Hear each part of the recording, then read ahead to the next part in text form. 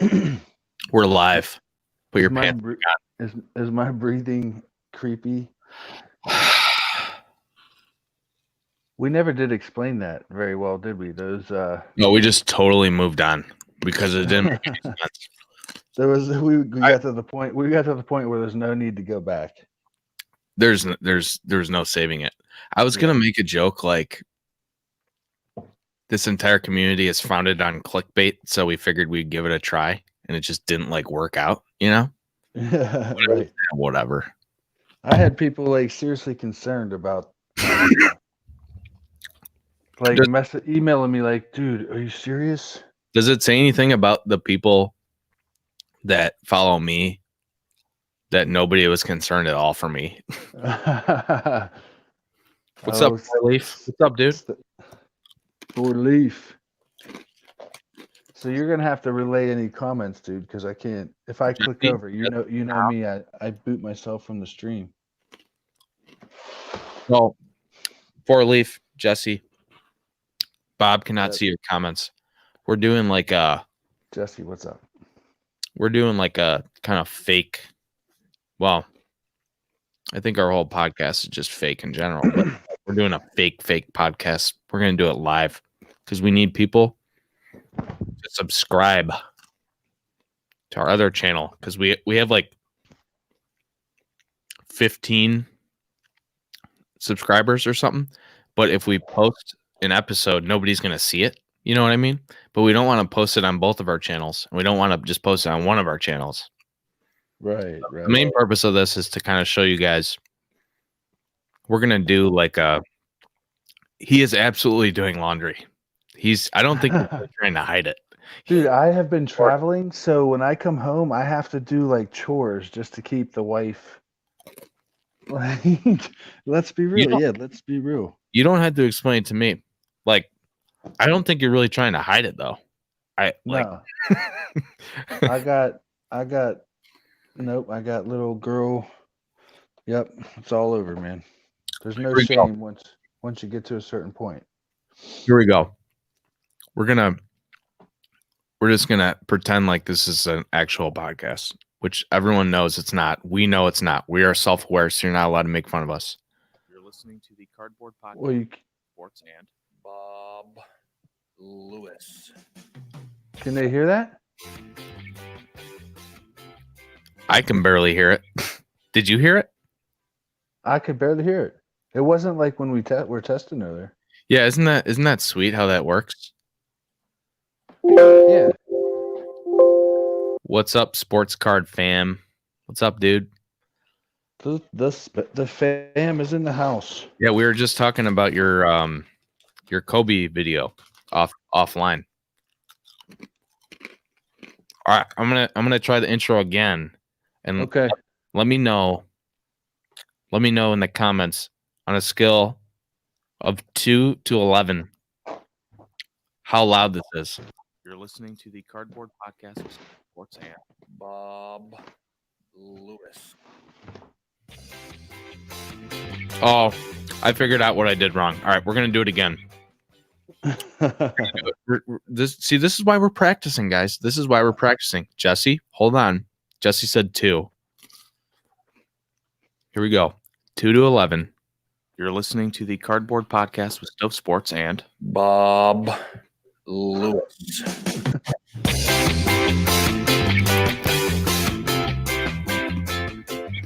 That was a comfortable 7.5, 8 at least.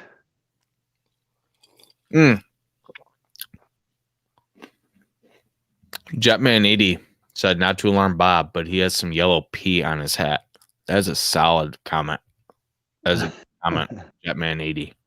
Sam is known for his comments. Yeah, it's going to be more yellow than it ever has been this year. I heard today that the Pirates payroll is going to be like 43 million. All right. That's sad.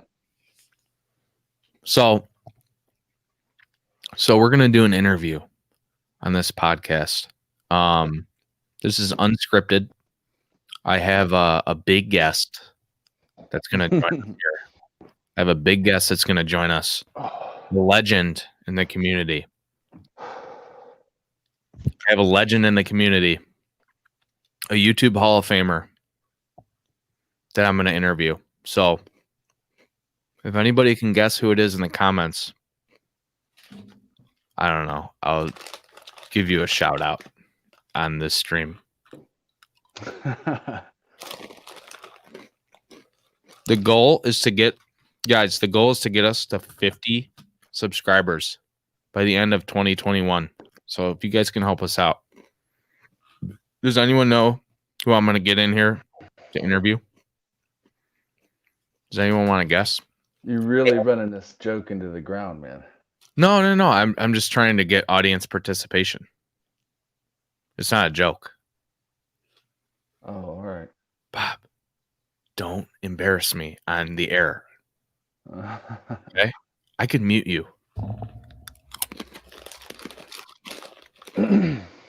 Eric Jabs is not Jabs. He would not return my calls. Okay. Yeah, you're right. I am running the joke into the ground. Bob Lewis. That's who it is. It's Bob Lewis. Ladies and gentlemen, Bob Lewis is in the house. It's pretty bold move for a podcast to have their first interview as the co-host. What do you think? I think it is a bold move, but we're a couple bold guys. Mike, Up North Collectors, is in the house. Big Mike. How do we know it's Mike and not Luke? It could be Luke. Is it Luke or Mike? Who is it? We just want to know where to, gauge our target market audience. Right. What's up, Andy? Okay.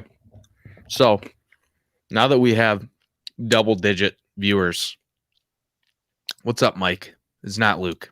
It's Mike. Bob can't see any of the comments, so I have to relay them. Elder statesman. Yeah, elder statesman. So what we're doing here is we're doing like a fake podcast here. We're kind of do the format, but we're doing it live. And we're doing that because we need more people to come subscribe to our channel. I'm just going to spam this all night. We need to get people to subscribe to us because we're going to post our future podcasts on that, but we don't have any viewers. We have like 15, 17 subscribers. Okay.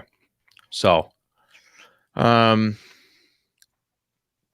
don't want to sound like an amateur. I want to do like a really good interview here. So, any idea what I should ask you, Bob? No, I mean, you got this, man. You've been practicing in the mirror all day. Believe it or not, I have not practiced. I know it might look like super polished. You're I need more enunciation. The Tomato won a backgammon tournament in San Francisco. Jetman80 said we need thank you for subscribing, Jetman80. First of all, he said we need a thumbnail, which we do, but we're working on that. But yeah, I agree. You want a sneak peek at it? Yeah.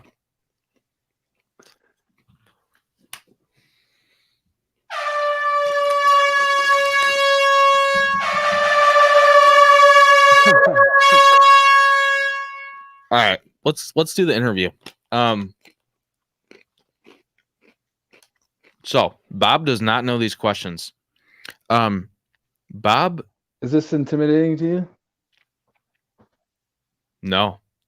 If I stand in a position of power like this, I don't think intimidating is the right word for it, but it is something. So Bob, Mike is asking, will Bob be able to read comments on the other channel? Will you ever have a setup where you can read comments, Bob? Yeah, when I have my laptop, I don't have my laptop right now. Okay. He doesn't have his laptop right now. It's indisposed. So the fact that it's on this channel versus the other one has nothing to do with the fact that he can't read the comments. He's trying to read the comments now. That's why he's like, now, Yeah, I see. remember what you kept doing in the other one. Yeah. You would like leave. Yeah, let's see if I try not to do that. This is a really good interview. Did it start yet? I really like.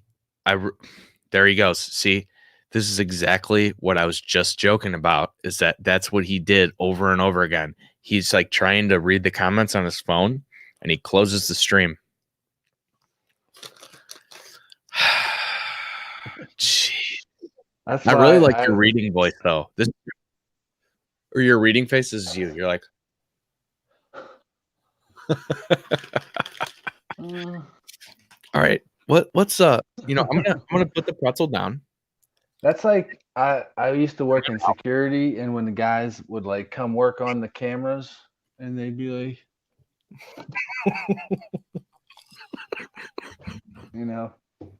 it'd be fun. I have the same thing at my job. People forget their badge, they hit the button, and they're just like, "Let me in." Who is it? Can you face the camera a little bit closer, please? Like employee number. Dude, let me in. All right, here we go. All right. So Bob, how did you get started collecting? Really? Yeah. How did you get started? Was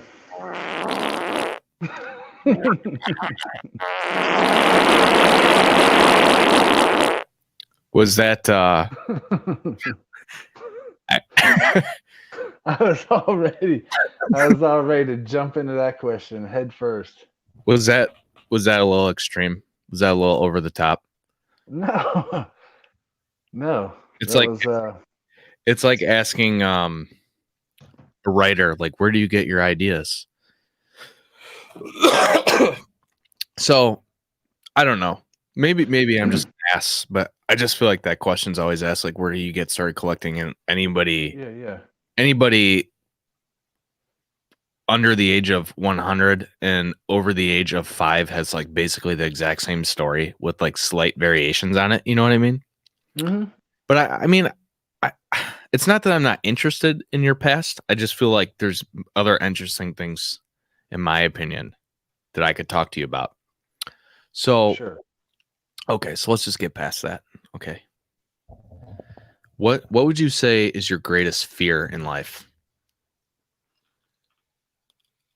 Ooh, greatest fear in life? Like tangible fear is like spiders.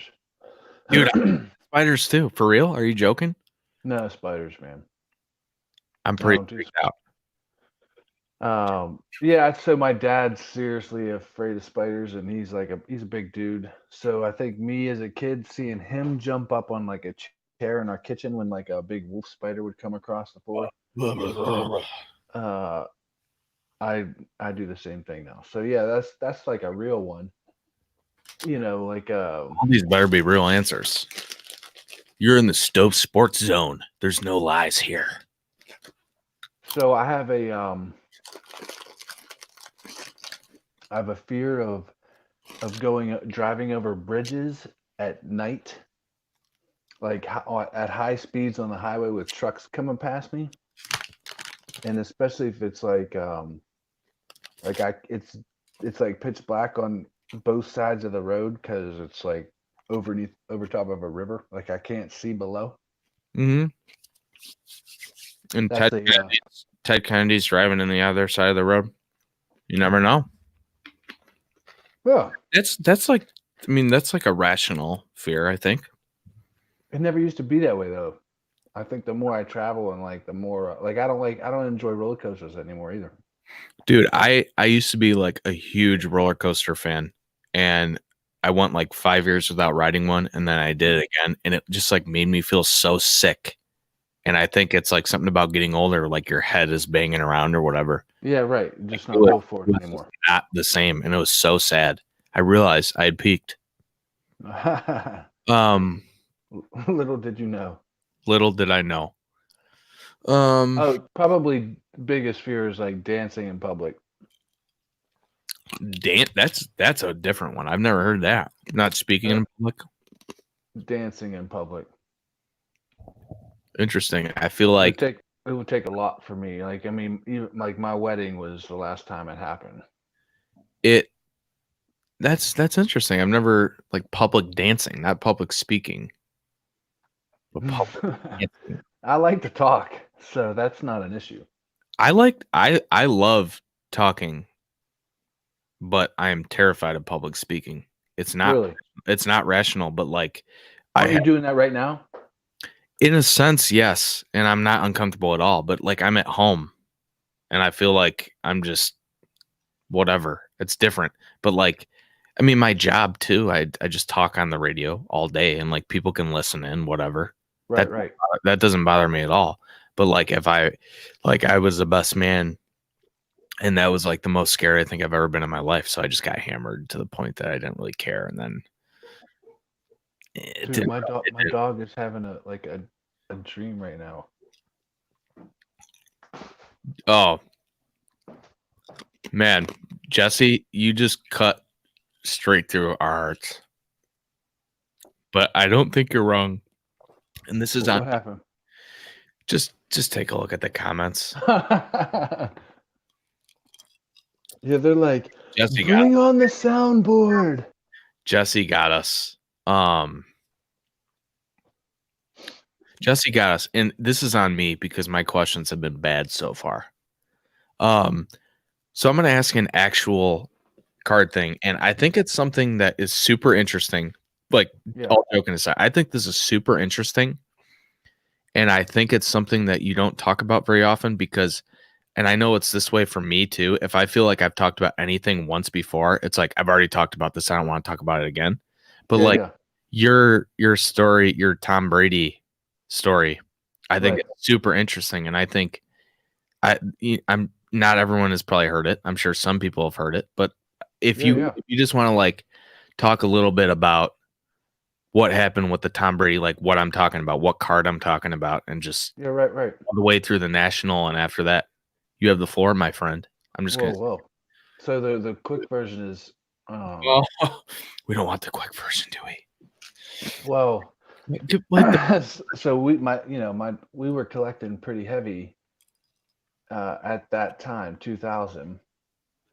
And SP was like a premium product that we sort of would go all in on. And that year it was like Brian Urlacher, Chad Pennington, Jamal Lewis, Sean Alexander, like all these people. Brady was nowhere on the list, so he started winning Super Bowls. And then, as collectors do, you end up going back through your cards often and seeing if somebody now is there is a big hole in my ceiling. So we were just seeing how long it would take somebody to notice that. Anyways, I found one. I actually found two Brady rookies in like a common box, because even like SP rookies were numbered. They're all numbered. So we would what's that? Is that out of 1250? What is it out of? Well, yeah, 1250. And then so we would sleeve them up at least, if nothing else, because their rookie card, maybe there'll be somebody in 3 years or whatever, and we didn't know that they would be Tom Brady like 2 years later. And so that just watching that as he continued to do what he did, that card continued to go up, and just keep. I didn't mean to distract you. The focus on my camera's off. I'm sorry. I'm obviously listening, and I know the story, and it's a great. Yeah. I would have super distracting. I didn't realize how this is why we're practicing. Sorry. So let's talk about. So then like I sold one for $350. And so just tell everybody again what year and what product it was. I know you mentioned 2000 SP Authentic Tom Brady rookie, and for a while it was the premier one. You know, I think everybody, it's pretty common knowledge his Contenders ticket is like I mean, it's like $100,000 card. no offense to Jeff Airtime Cards, Yeah, right. who is a great man, and he has the very coveted one. I think the SP Authentic one looks the coolest. I really do. It's a clean, classy looking card. It really, and I'm partial to it. I do like the upper deck one too, and kind of the warm up uniform. There's a few other cool ones, but I'm okay with the one I got for sure. And then so I had that card for almost 20 years. Wanted to get it graded, didn't feel comfortable about sending it off, so I took it with me. Did the on-site grading last year and got the PSA 9. That was like getting that email from PSA. If anybody's ever done it, depending upon if you're a person who likes to see the grades early or not. Well, I couldn't wait for that one. I had to look, I had to know. So as soon as I did that, I called my dad and like, I got the 9. We got the 9. It was a pretty big deal. Did you get it in person? You got it back in person, right? I did, yeah. So I was carrying it around with me for 2 days, 3 days later, at the show. I remember you actually stayed in a stranger's hotel room with that card, I believe. I believe you were talking about that. Little Peep 69. Little PP 69. Yeah. Yeah. He kind of looks like a young Abe Vigoda. Who is that? I don't know who that is. Yeah, well, look him up. That would be somebody that Mike Up North Collectors would know, since he's, more of a veteran like myself. Yeah, that I was joking about staying with the stranger because I roomed with Bob at the National and we had never met before that. We both took a leap of faith. Easily could have each been murdered. I think it's funnier that you tell your roommate that you invited a guy that you met on YouTube into your room. Well, my buddy, I asked him. Well, I was like, "Hey, is it cool if some random internet stranger stays with us?" That's how I worded it, and he was like, what's the deal with that?" And I was like, "What do you mean? It's just what it sounds like, a random internet stranger that I've never met in real life and is probably not a serial killer. No. He's going to stay with us." And the only reason that he didn't like put up a fight was because he hadn't paid me yet. He had like, we're going to split it. And he hadn't paid me yet. So I was just like, I had that on him. And I talked to you once on the phone. Yeah. And you seemed, it was pretty normal. It was pretty normal. Dave Blue Jacket 66 is in the house. And I'm glad that people are asking him if he was okay, because you did seem pretty, I mean, you talk about it in the video. Did you see, not to put you on the spot, Bob, but I did not. You didn't see Dave's video today? You said he sounded angry. Well, he even talks about that he was like in a bad mood or whatever, but I noticed that before he said that. I was like, man, he seems like pissed. and then he straight up was just like, I'm in a bad mood. I'm in a bad mood. I'm like, okay. So I knew it. But then he got some eggs, got some protein, some coffee. Nice.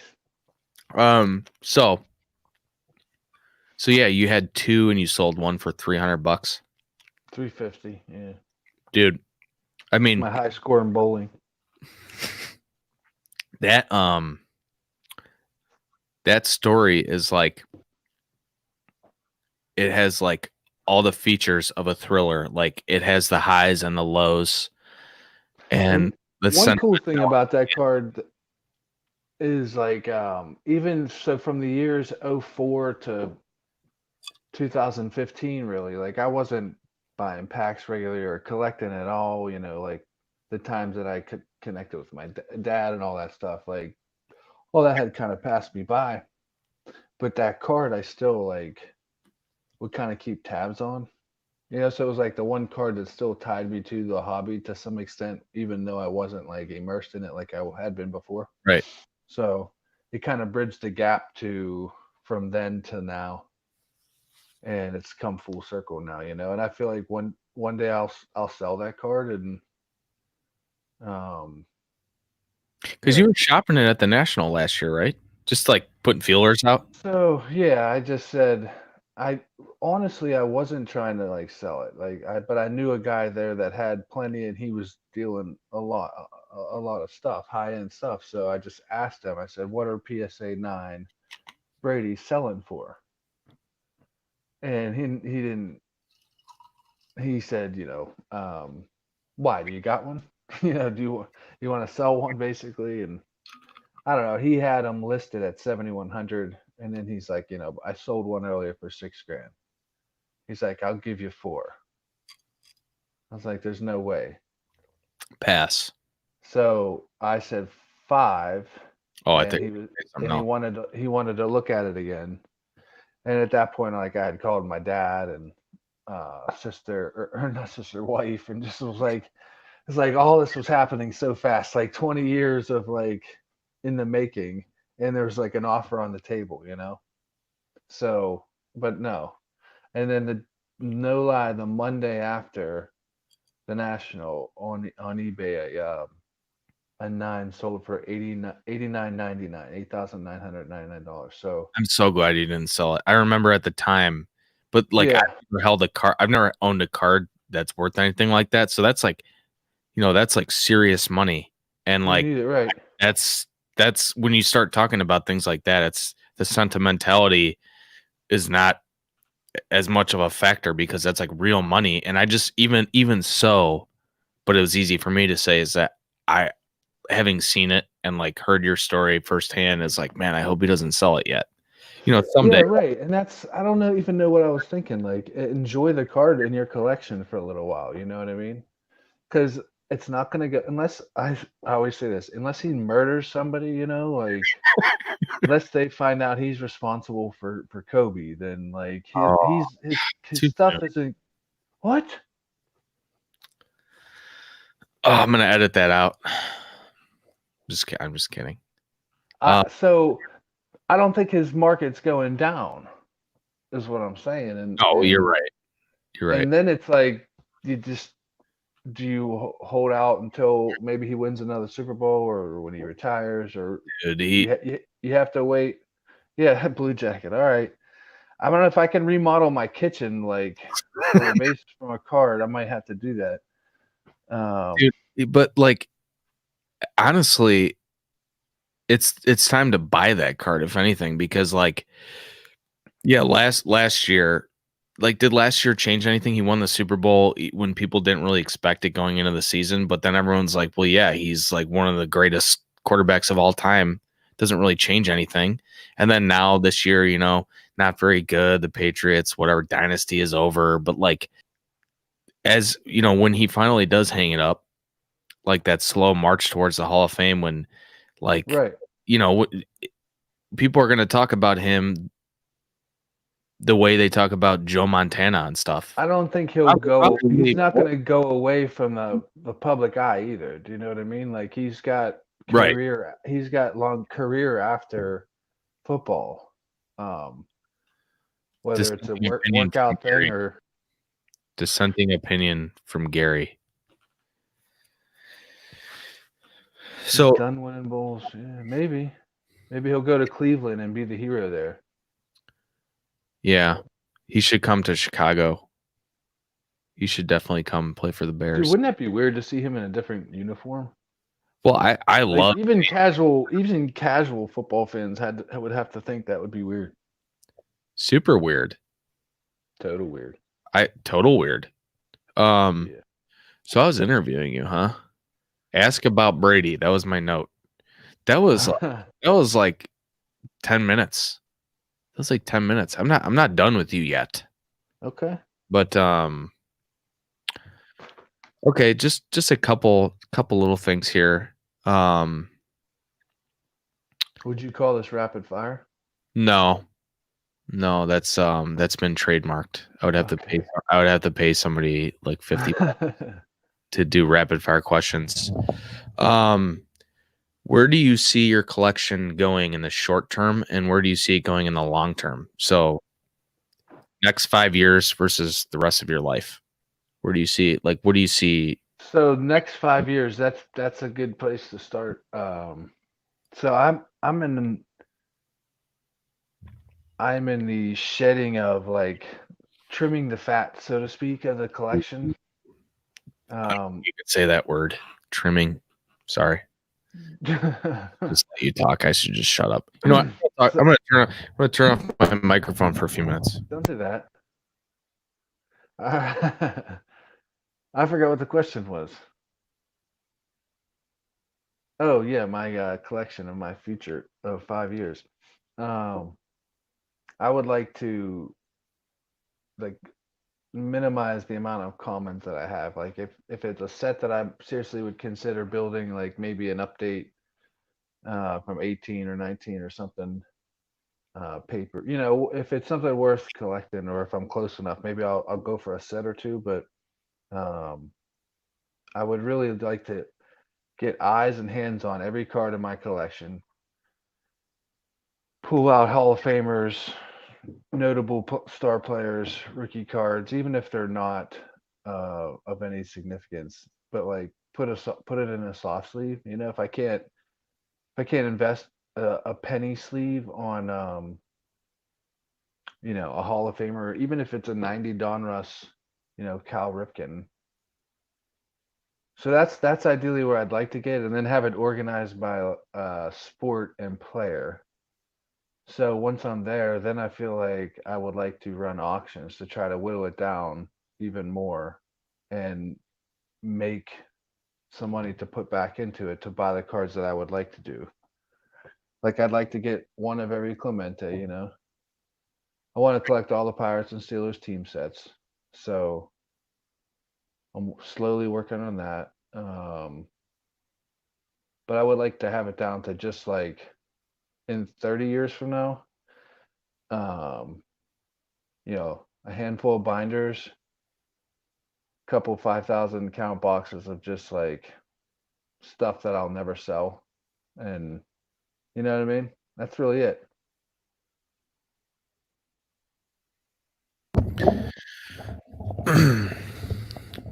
That's a good answer. I think I need to sit down and kind of think about that too. You kind of get wrapped up in the day to day, you know. Yeah. I think your idea of like the future of your collection, not that anyone's asking me, but that's kind of like my present idea about my collection. Like I'm like very small quantity, you know what I mean? Like I'm not. You're a quality over quantity guy, yeah, for Yeah, sure. I was gonna say that, but like I don't really have very high quality either, but like my relative quality versus quantity. Like I like the I'm with small, you. like I have my little thing here that has 30 cards in it on the Yeah. wall. And like that means a lot to me. Like, you know, when I'm in my office or whatever, all the time I sit there and I just stare at the cards. Like I really try to appreciate each one. And if I ever find myself not appreciating one, then I'll just throw it in the garbage or lay it on I fire. I thought about doing. There was like a few months ago. It seemed like everybody was doing like their top 20 cars, top 50 cars, top 10 cars and that, I always enjoy those videos. As intimidating as it can be sometimes, but I would thought about doing like a spin on that, like top whatever cards that I would never. I mean, and take a like a value or significance out of it and make it like like truly a personal thing to you. You know what I mean? Right. Absolutely. Future idea for a video, maybe, or for a list. We're gonna make lists part of our podcast. Yeah, we should do a top 10 list of top 10 list ideas. Yeah, I think you made that joke once, possibly. I don't know if I stole it. it sounds lame enough to be a Bob Lewis joke. Will Bob ever use the F word in a YouTube video? Gary No, asked. No? nah. Challenge accepted. Who's gonna swear first in a video? Tony psyched on baseball cards or Bob Lewis? Do you well, I don't know who's gonna watch this later, but you can answer however you want. Do you like swear in your personal life? Or do you try not to? No, I don't. I really don't. Because, you know, I'm sleeping a third of the day. I'm at work a third of the day, and it's not a real it's not like I work on the shore or something, you know, like a What? longshoreman. You Don't they typically have so only longshoremen potty mouth? swear. I'll tell you, spend a day in an air traffic control facility. Yeah. Yeah, it's pretty. You know, I don't swear on my YouTube channel ever, but and it's something I want to work on. But man, at work, it's swearing all day long. You don't swear on your YouTube channel, and it's something that you want to work on? No, I mean it's something I want to work on in my personal life. Swearing less, not swearing more on my YouTube. I'm pretty confident you can achieve that. Yeah. Well, I do that right now. Well, either one. Yeah. Hey guys, do us a favor and subscribe to our podcast channel. We're gonna upload. I know I'm spamming this, but we need to hit 50 subscribers before we start uploading our podcast solely on that channel. We're gonna be doing like actual traditional podcast episodes over there going forward once we hit 50. And what are you laughing about? Nothing. What you're just sitting there. We're gonna do actual no, totally real. No, you know what I mean. Like we're gonna Bob's gonna get headphones that go over his ears and not just earbuds. Real. No, we're gonna do like traditional style podcasts, like where you're not watching us record it. It's gonna be edited. It's gonna yeah. That's what I'm saying. But we need to get to 50 subscribers before we feel like we're just like. And that doesn't mean that we'll never do this format ever, you know? No. We like this. I think we will do this format once in a while. We do like this. Who knows? I mean, who knows what's going to happen? Like we know that this isn't going to be some like viral thing. You know, we're not going to be listened to on iTunes or whatever. This is just like kind of our like fun way of catching up on the hobby, just having a good time, you know? Like I think there's some fun things we can do with it.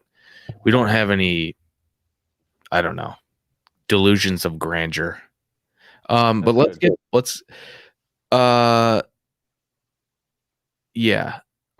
we'll talk about our rates offline about being a guest. Some people have higher rates than others. People in Texas especially. Yeah, we have pretty reasonable rates though. And we could probably work something out. Just it's gonna be a few Kobe cards for sure, I think. There's Jesse hating on us again. Just throwing down haymakers, man. He really got us earlier. He really got us with the Z's earlier because like we're talking about that you're afraid of spiders for like 5 minutes, which I was the one asking the question. So it's not on you. Yeah. I should not have put you in that position to bore people. Mm-hmm. That's not what a good interviewer does. It's what I do, but it's not what a good interviewer does. So let's get back. We're practicing. So we're gonna reel it back in. I wanna talk to you about, and guys, we do have a few segments, so stick around. We got clips, we got music, we got That's all we got. Yeah, that's all we got. That's basically it. So I did have. I was gonna ask you about the YouTube Hall of Fame stuff, but I think I'm gonna hold off on that because I don't want to take away from your Hall of Fame induction speech. I haven't put my vote out there yet. I got to get my video up. Oh, I know. I wasn't gonna ask you. I wasn't gonna bring that up, but you have 2 days, man. Yeah, that'll be a hotel video tomorrow night. Yeah, that'll be a hotel video. Okay, for show. So I haven't played a single soundboard clip yet. Oh, never mind. I did that. earlier. You So exploded on it. well, I like hammered it. So Smashed it. I want to talk the last interview question. I want to talk to you about where you see your YouTube channel going.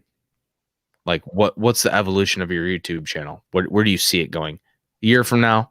Do you think you'll still be doing this 5 years from now?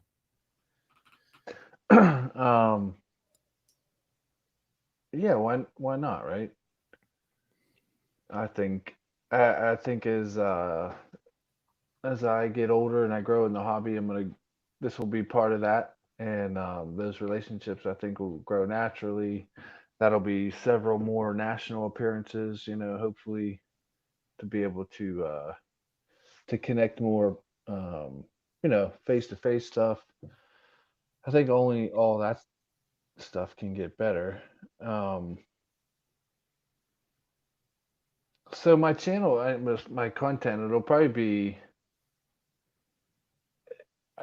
just kind of have the same feel and vibe it does now. You know what I mean? Like you'll get a video probably every 7 to 10 days. Every once in a while, you'll get 2 or 3 a week. But I would actually like to do more like card related nonsense videos. But like I'm Right, just not a little bit less seriously. what's like more like what you do. You know? Yeah.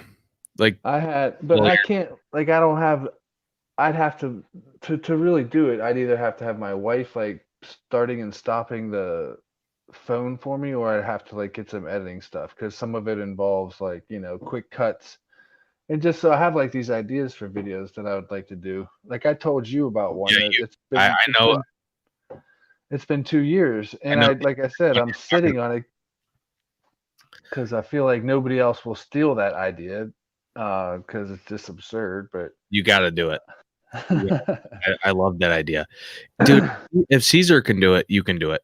Remember, yeah, like Caesar, he like says one thing and then he's like, and then he says something. yeah, yeah. I mean, I've done great stuff. I've done the pause like edit before. I've done that, but like I don't know, to be here and do something and have to be like go okay, and now like get back in place. It just doesn't work. Well, I'll tell you, I don't know. I didn't know anything, and I'm not saying like I'm an expert by any means. Like my editing skills are not good, but like a little editing goes a long way. Like Yeah. Really enjoy the editing process of a video, and like I'm gonna spend more time with it going forward, but like going through and like inserting clips and like just putting like a little like little piece of information or like a little sound effect or something like that stuff. Yeah, give it your own flavor for sure. That stuff makes me laugh. Like I really crack up, and then I enjoy doing it. So it's not too bad, man. Like you can just keep going. Like you'll be recording a video and you'll just like mess up and you're just like, and then you just start right back in, do it again, and then you just cut out. It's kind of fun, I think. Dude, it's actually and I'm not like trying to toot my own horn or whatever, but like the one video I did the it come off an egg impersonation, like having to try to do that without like laughing at the absurdity of it all, and then just trying to like hit it so you actually like sound like what you intend, who you're talking about or who you're acting like. Yeah. But to try to do that in one take, because that's what you got, you know what I mean? Like you get one take. So I think people that don't have like, quality content has to have like, introduction and animated graphics and stuff, and the epic and that's great, but like sometimes trying to like make a video like that with like just a phone, one take type of stuff, it's tough. I'm always winded, and like I'm always worried that like they're gonna, people are gonna be able to hear me take like a breath. Dude, I did a video the other day. Trying to remember which one it was, but like I was like, I'm gonna shoot a video. It wasn't gonna be like with a camera on me or whatever. It was just like talking about something, and I started talking, and I was like, and I like noticed. I was like out of breath, and I was like, first of all, I'm like, I am so fat and out of shape. I'm literally getting winded talking about cards, and it was like it started like making me freak out. Yeah. But I kept going. Yeah, so that was good. I enjoyed. I hope it wasn't too. You know what? What? Jesse has a great point here. Jesse has a great point. So, we're gonna add. We're gonna do a giveaway of. We're gonna do multiple giveaways. We have like. We have the best fans in the world. Just the insults are just raining down on us. And don't think I don't understand what each of these comments mean. I get all of them.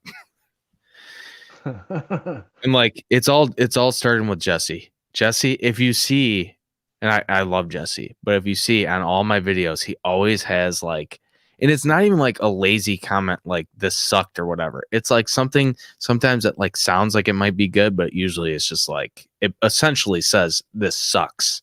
But There's he's animosity in between it. Yeah. The animosity just seeps through all of his comments. Yeah, he seems like a pretty he's getting vengeful kind of guy. He's getting the entire comment section against us. But that's fine. That should be a hard swing. Right. But he has a good point here. Jesse, you have a good point. We all will have to shout out this podcast on our next video. We'll say it's just like Seinfeld, a show about nothing. First of all, if you're trying to hurt my feelings, Seinfeld was one of the most successful shows of all time. So it didn't land. Okay. If it was a compliment, it landed. If it was an insult, it still landed a little bit. I get it. But no, I'm gonna ask. We're gonna do a giveaway. I don't know what giveaway we're gonna do, but we're gonna give away something like just absolutely epic. And it's gonna be real simple. All you need to do, we are going to ask specifically that you give an unsolicited shout out to our podcast in one of our videos. And that's how you're entered. You're entered by giving an unsolicited shout out to subscribe to the Cardboard Podcast. I'll put the link here. And you will be entered into a contest of unknown reward. It's that simple. That's it. That's all you got.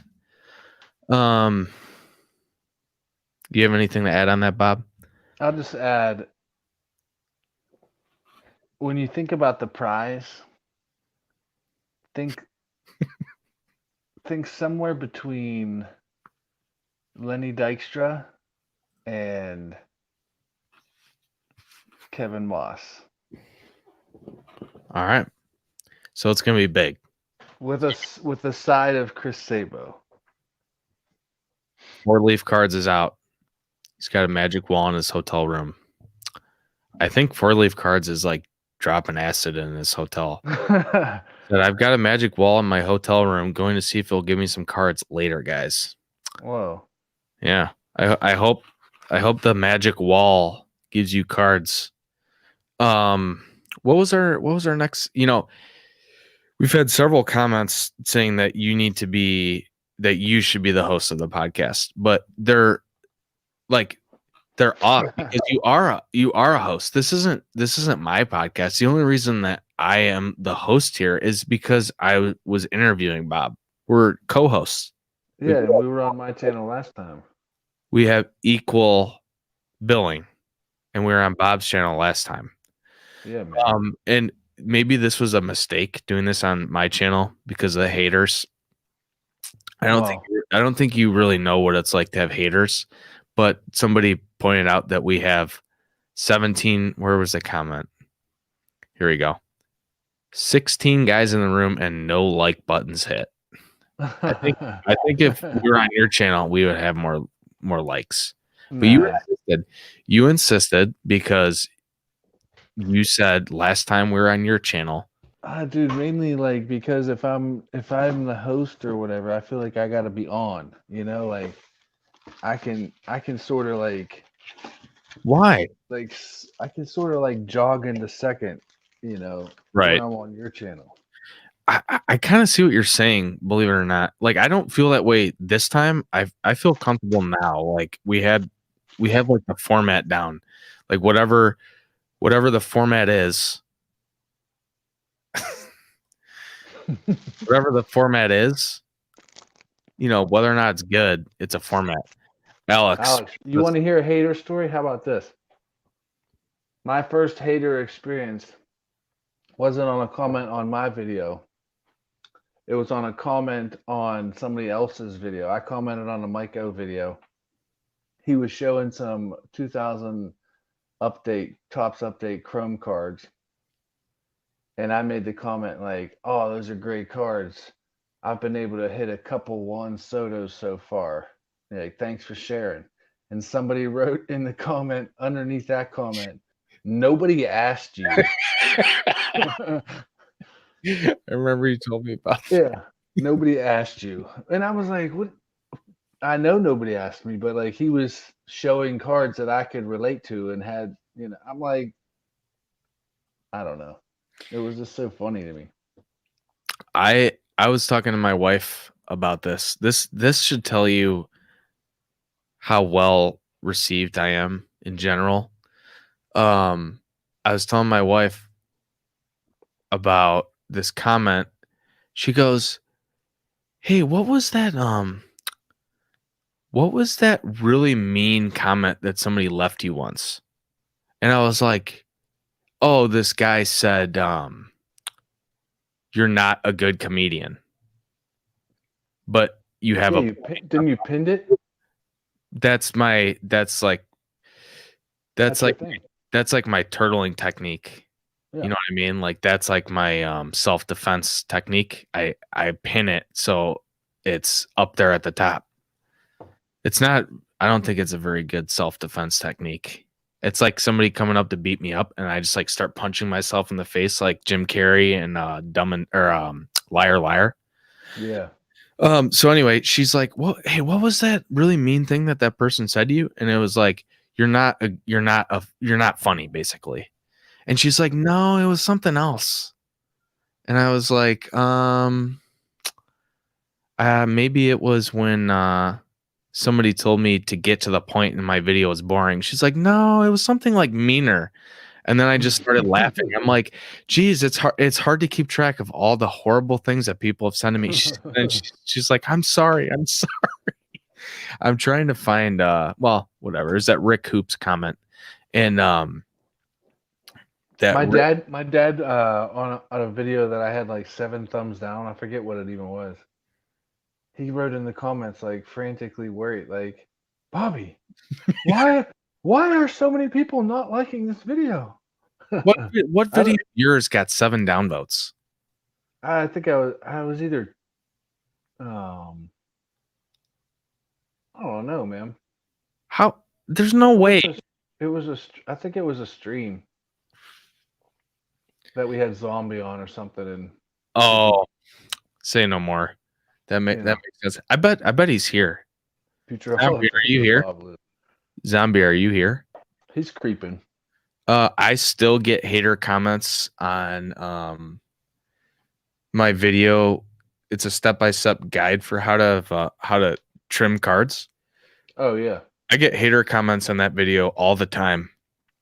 And I finally yeah, stuff like that. Do you ever think about that? Like doing a video and it's like if that's the first video somebody sees of you and they're not gonna get it. I know you don't care about that, neither do I. But I feel like people sometimes miss Like, you got to give each one of us probably like at least 3 viewings to like get it. Does that make sense? Yeah. I think my whole thing is like, I'm never going to be like a massively popular channel. Like, I'm totally fine with that because the only way that like, I don't know how I would be massively popular if if there's any way for me, any path for me to that. I don't know what that would look like. But I know for a fact that it's tied to me if it's going to happen. It's going to be you giving me a shout out or something.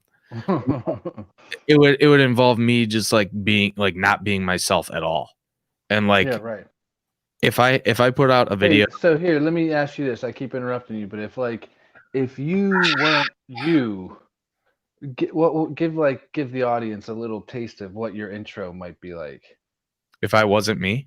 Yeah, if like you didn't just come on, but hey, this is Steph Sports. You know? I'd be like, you're saying like if I was just like being told, like, just like trying to get, hey YouTube, I'd be like, hey guys, Stove Sports back with another video.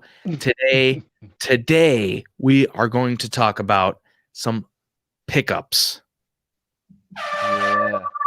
Well, that's me. That's me bleeding through the fake me. But no, like just to finish it, like if I put out a video and like I get 5 hater comments and I get 10 total views, and then I get one person who says something that makes me realize like that they're getting what I'm doing, that I would continue putting out content. Like, I want people to like be in on the joke. And the only way to be in on a joke is for people to not get it. And if people don't get it, video, that's like true. And don't get me wrong, I'm whatever. Like my trimming video sucked ass. Like I talked for so long. Like I gave this whole thing at the beginning that was all tongue in cheek, but it like wasn't really that funny. But I was just like trying to make it seem like I was serious. I thought I was putting on pretty thick, but then I like too thick. I freaking summoned a demon, and people like still thought it. Like I don't understand how people could take that serious. Like I guess I guess all the people who thought it was serious probably clicked off the video. But I mean, the people that thought it was serious aren't going to be people that are going to be repeat viewers. Period, dude. Like, true, yeah. But so I actually responded. I got a hater comment like yesterday on that trimming video, and I actually responded to it. By the way, I currently have 25 downvotes on that video. That's pretty good. That is pretty good. So Slob's Baseball Collecting, who I just saw in I think he was in like Mike O's auction or something. I'm not even, yeah. I've never introduced myself as Slob Lewis. I'm gonna have to use that. That's good. Slobs Lewis. He commented, he said, yuck, man, there's no such thing in the industry as a sports card conservationist. That's not how it works. You're a weasel. I bet you cheat at video games too. Duh. And normally people are like, you're a scammer and blah, blah, blah. And like, I just laughed that they're dumb, that they don't get it was a joke. But this one seemed like it was like a guy that was like really upset. You know, it seemed like you or I saw this and they're like, dude, you're a weasel, man. And I said, it's a joke. You'd see that if you watch the whole thing, but I don't blame you for taking it off. I didn't want to sound like butthurt. And then the guy like commented back that I got him and that he thought it was funny. And then he subscribed to me. So there's a happy ending for a hater. A weasel, huh? Yeah. That's like, Weisenheimer. That's like the next level up from Weasel. You were close. Yeah. Jeff Bowman 1951. He took a lot of downvotes for his video about jabs. That was like, that he was done subscribing. He was done with him. That was a ballsy move, and he was 100% dead on with that video, and he took so much hate for that, and I respect him for just opening himself up to that. You know what I mean? What else were we? Oh, let's get back to the podcast. Yeah. You're gonna edit all this out anyway. No, I'm not gonna edit this. I'll probably just delete it. we're going to talk about the top 5 worst PC ideas. Do you remember that? We said Yeah. Hey, remember when we said we were going to do that? Dude, I totally remember that. Andy, I'll tell you what the topic is. We're going to talk about the top 5 worst PC ideas, you think? Is that good? Yeah. All right. Number 5. Backup catchers over the age of 30. The number 5 top worst PC idea is backup catchers over the age of 30. Yep. I've done a lot of research on this, so. Well, just like everything else we've done on this show, it's all research. Right. Number 4. The number 4 worst PC idea is Colorado Rockies middle relievers. Oh, yeah. That sucks, man. I mean, that's a bad PC. There's only 3 things suckier than that.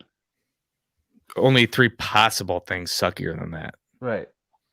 Number 3 being 4th outfielder that's played with at least 3 teams in the last 5 years. Yes. This is really natural, right? Yeah. Like the cadence of this. That's like Sean Rodriguez, you know. Josh Johnson, number 1 worst PC idea. That's not bad. Although he was good. At one, remember? Yeah. Hey, I thought you said you were going to bed, 4-Leaf. See, all the hater comments can say whatever they want, but when somebody says, I gotta head out, see ya, and then they post like 10 minutes later, you know you're putting out riveting content. And I also can't tell if we're going up or down. I think we're going from least funny to less least funny. So what do we do? 5, 4, 3. Did we do 3? You just did 3, right? Yeah, you want me to do a I got 2.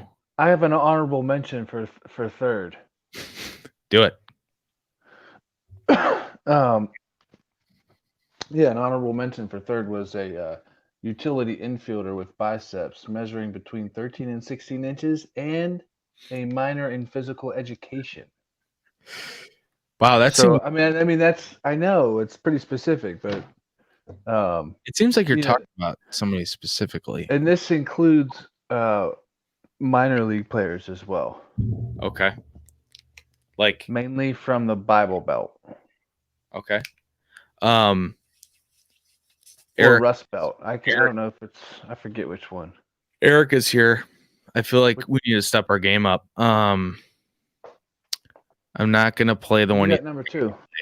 Hello, friends. Those back pages here. I hope you're well. I just wanted to do that as an honor to Eric. You made our soundboard, sir.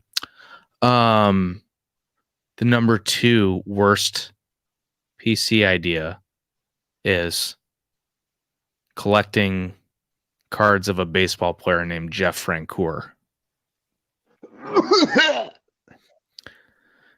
Oh yeah. Was that that was really, or did Nah, that was a Francoeur cough. Oh, nice. And wait, I think I have a drum roll here. Oh wait, hold on. I don't know how to. Number 1. All right, number 1. It's a 4-second drum roll clip, so you have to wait till it's done. Are you ready? Okay. Yeah.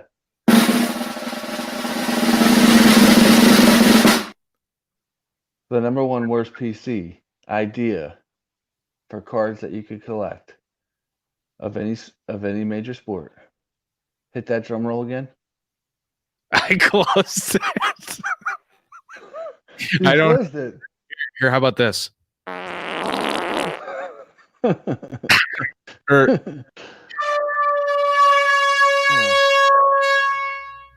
one true coconut.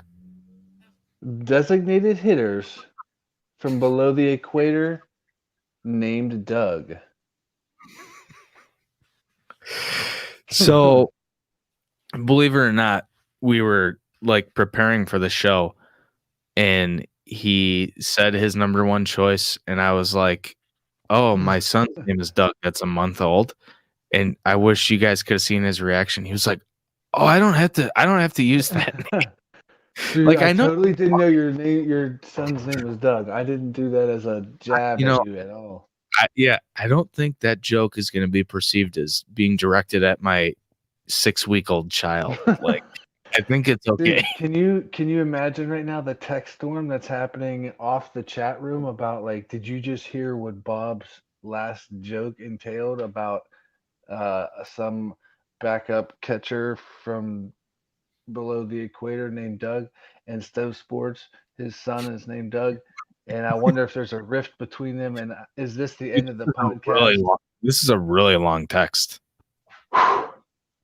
Is this the end of the podcast? Before it even gets started, the podcast is over. What do you think about? No. Gary wants a shout out. Gary.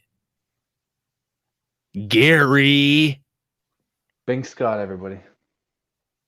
Gary.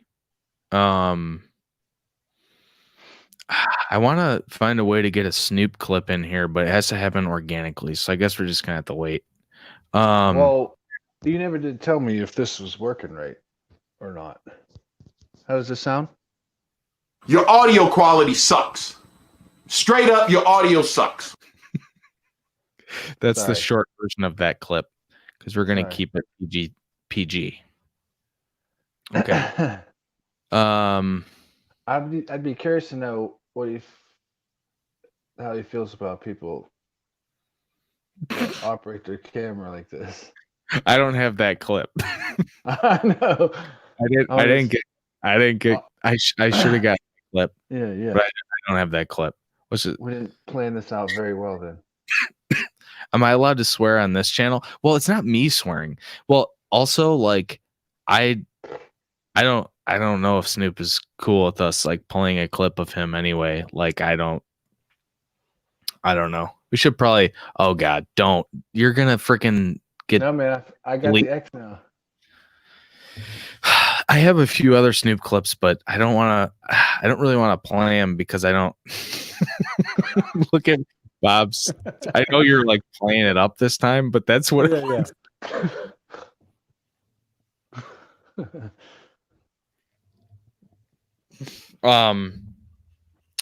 else? Yeah. We were going to talk about hypothetical purchases. Oh, that's right. Yep. So this idea sounded better in my head, but especially that $5 one. This isn't really. Stove actually sent me a list of. He's like, hey, let's think of hypothetical purchases for these dollar amounts, and one of them was $5, and then we later realized if we are on the level of like encouraging people to think hypothetically, if they had $5 to spend, what would they spend it on? Why would that be interesting? Yeah, we've all been there where you can't spend $5. So we're going to talk. Yeah. So this is rookies. That's you talking about the Upper Deck one? Because that's more than $5. No, not raw. Not raw. No. Fun fact to me, Jim Thome used to live on the other side of the block that my dad lived when he came to play for the White Sox. And my stepmom was walking her dog by this guy, and he was in the front lawn, like this is a true story. I swear to God, I'm not making this up. He was like trimming his hedges or whatever. And he said, "Hey, how's it going?" And my stepmom was like, "Oh, hey, what's up?" And then my dad's watching the White Sox game that night, and she walks in and just freaks out. She's like, "That guy lives right there." And my dad was like, "That's Jim Thome. He's like a really good baseball player." And she's like, "I thought he was a gardener." There's this big, like, oafish guy, like, hey, he's wearing sweatpants just in the. And so then my dad was like, "No way," or whatever. And then he sees him a few times, and then He everyone. probably has one of those hats with like the green visor part of the bill cut out. Yeah. So anyway, it turns out that like he is like I never met him. He lived on the other side of I didn't live with my dad, so he lived on the other side of my dad's block. Yeah. But like he was the nicest guy ever. And he was just like, what year was this? This would have been I think it was like 06. Okay. That was Yeah. a few years after I learned how to finally pronounce his name. Jim Thumb, Yeah. Jimmy Thumb. He actually gave out for Halloween every year that he lived there. So he lived there for a few years. Every year he lived there, he gave out Hershey's bars autographed. Like he didn't give them out like his family did. But Wow. he would just autograph hundreds of chocolate bars. And then Did you ever go look on eBay for one of those? No. But if you ever see an autographed Hershey's bar, that's the origin story. But he did that the first year, and then the secret got out, and then like all the high school kids ruined it. And then like his house just got freaking swarmed. Not because of the autograph, but because they found out they can get a full-size Hershey's bar. Yeah, full size. Those houses were no joke. Yeah, absolutely. We respected them greatly. And now he's a Hall of Famer. That's pretty sweet. Yeah, mainly because of that. Ron Fig wants us to plug. Ron brings up a good point. We have our other podcast channel. The reason we're doing this live stream, we're doing like a fake podcast episode, is we need more subscribers on our other channel because we only have 17, and there's no point in it because we're going to be posting our podcast that's going to be like audio only, edited and all that stuff, and it's going to sound really good. It's going to be over on the other channel, but we're not going to do that if no one's going to hear it. So we're trying to get to 50 eventually. Once we get to 50, we're going to migrate our podcast to that episode or for all future episodes. Ron, I just want to point out that does not count as a shout out. So you are not entered in our contest. Again, our contest, we're asking specifically that you give an unsolicited shout out to the Cardboard Podcast. And if you do, you will be entered into our contest. We don't know the terms of the contest, when it will run, or what, if anything, will be given away. Well, I have some breaking news on the prize, actually. Yeah? It's going to be somebody on the level of like between Gary Gaetti and Chris Hoyles. You're just like getting more and more obscure with each reference. Come on, Four Leaf. You've been here long enough. I've seen you comment that you're in on the jokes before. You're in on this joke. I'm going to let this one slide. But I know that specifically asking people to give an unsolicited shout out is indeed a solicitation.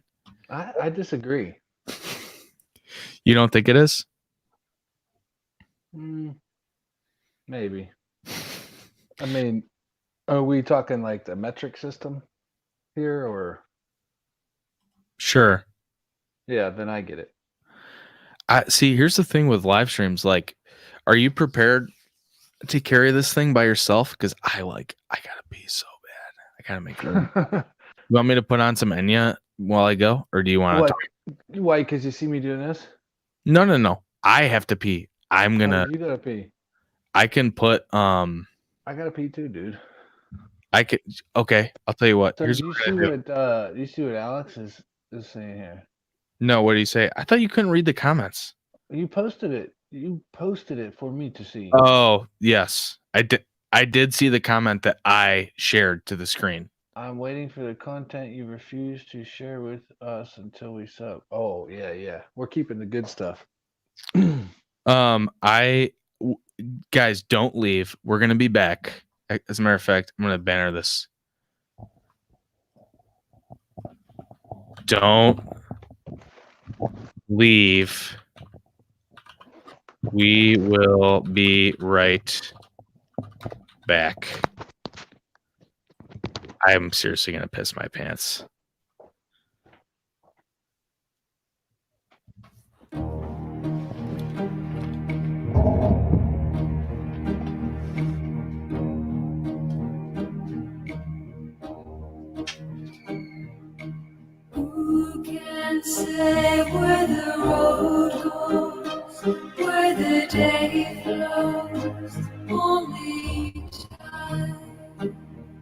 And who can say if your love grows as your heart shows?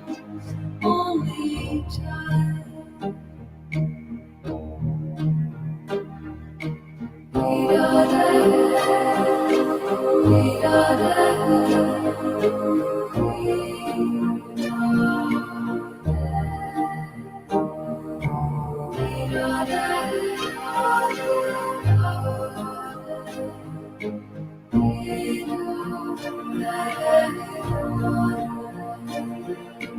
Who can say why your heart sighs as your love lies? Only time. And who can say why your heart cries when your love lies? Only time.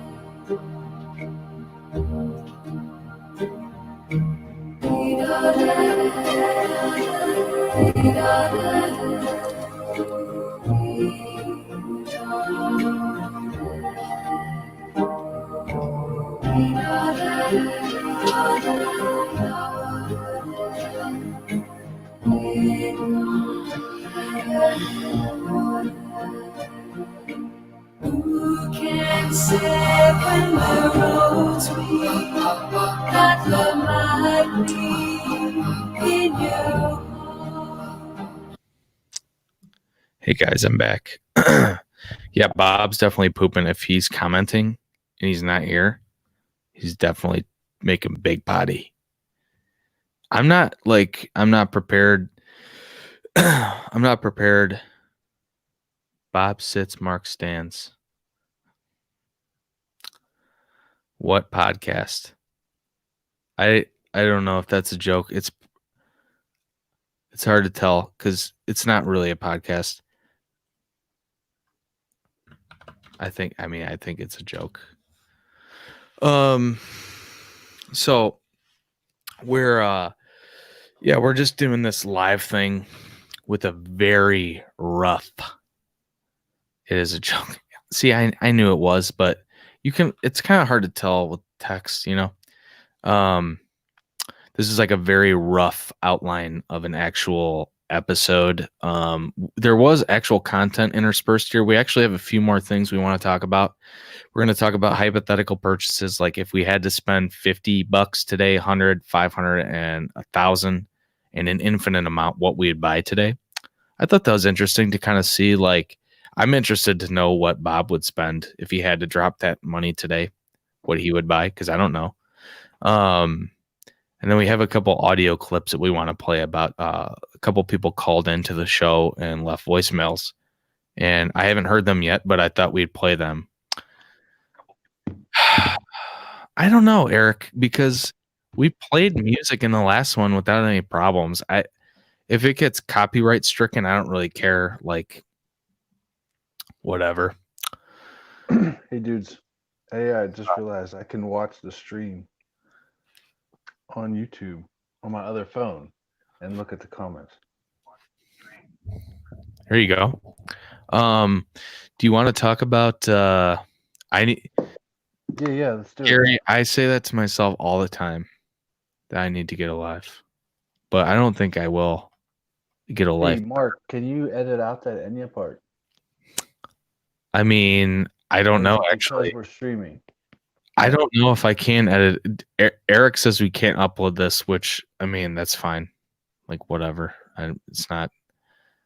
Yeah, can't monetize it. Exactly. I don't know if you know this about me, but I don't think I'm going to. First of all, I don't think I'm going to ever hit the metrics to be allowed to monetize. And then even if I do, I don't know if I'm going to be monetizing. So I think that's okay. If that's a problem, that's fine. Yeah, everybody in the stream wants to know if you pooped.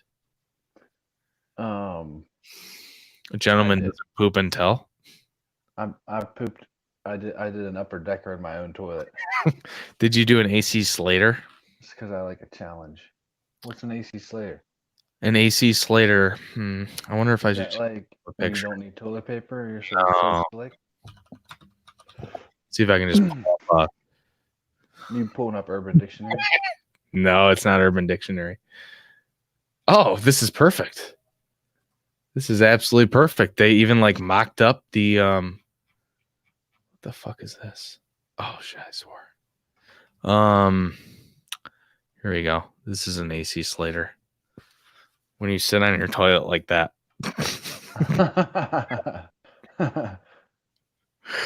That's an AC Slater. I like that. That Yeah. would be weird. But an upper deck wouldn't be weird. Nah. Okay. So do you want to do the hypothetical purchases or should we just scrap that idea? No, it's midnight, so I got like a half hour. Okay. What would be okay, so we're gonna hypothetically spend what would be your hypothetically speaking? So like this is just a fantasy. If you had like 10 cents to spend, what would you spend it on? 92 tops, Brian Taylor. I love how quick of an answer you had for that. Yeah. All right. $50 purchase, hypothetically. That would probably be like just a random Meadows card that I didn't have, some variation, some low number variation. How many Meadows cards? Well, when you say random, like I'm not up to date. So he has like from 2013 to 17, really. He's got Bowman prospect cards that have 8 to 12 variations of each of them. So I would pick up a couple blues, or just maybe one gold. How much is his base Bowman Chrome auto? Raw is probably like, I picked one up a few months back for like 65. No, Like 55. It was like a 9.5 or PSA 10 go for. 150 maybe. Oh damn, that's not bad. Yeah, they're not real expensive. 180. That's not bad. I mean, that's I picked up his, and it might even be cheaper than that. I picked up his raw refractor when he came up for the Pirates for not like 90, and that's I overpaid for that. all right. Let's take a look.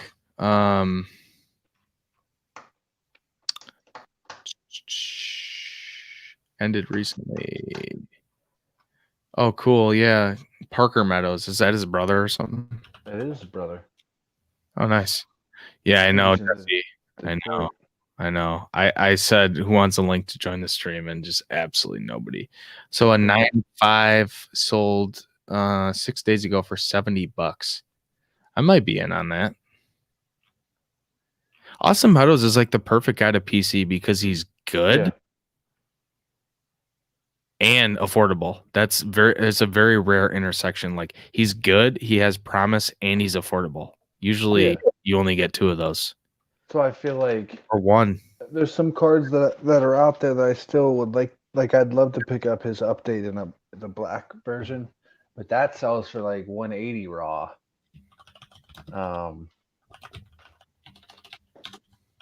That's the one number to like 50 or whatever. The 67. Yeah, you should get it. And I would like to get his chrome gold refractor to 50. That would be a nice one to get. That would be cool. The Bowman Chrome. No, it's Topps Chrome. The Topps Chrome. Is that horizontal as well? Yeah. So that brings up that brings up just like one of the things I don't get in life and in hobby is why people dig on the horizontal cards. Like I never understood that. Some of the the sweetest cards that I remember are horizontal.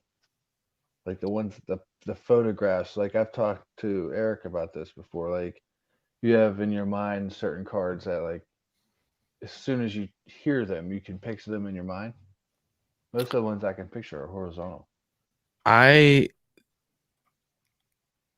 get what you're saying. Like it's a fair question, but for me personally, I'm more fine with the vintage cards being horizontal for some reason. I don't know what the reason is for that, but it's just I think because so many like classic cards are horizontal.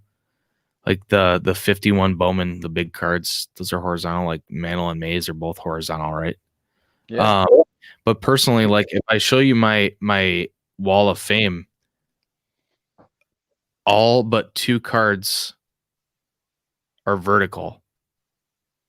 And I think it makes sense that like when like 95% of cards are vertical, it's going to make your eye kind of twitch when it's sideways. Like how do you display it? You know what I mean? Like I think it's I do You turn it this way. yeah, and you take up 2 spots. And I think it's reasonable that would annoy people. But like I think it's ridiculous. Like I would never just completely not care about a card because it was horizontal, but I would prefer that it be vertical. That's So- dumb if you're like, I don't care. I see you're wearing a hat right there, right? That is an accurate statement. Okay. So underneath your bill, is there anything under there? No. So like you have taken the stickers off of that hat. Can we just jump to the point? Because we're with limited time. I don't want to lose you. Well, no, we're good. Why do people leave the stickers on the hat, on their bills of their hat? I don't get that. I don't get it. Okay. I don't get it either. All right. People, you let me know in the comments. Jerome, I just sent you the link on Facebook Messenger. We're gonna finish up this segment and play one clip, and then if you come join the stream, then I'll throw you in at the end. Let's get through these. So my $50 hypothetical purchase, I realized that I talked to you about this off stream, but I was working with this this pretty prominent YouTuber about a card that was $55. I think that counts. It counts.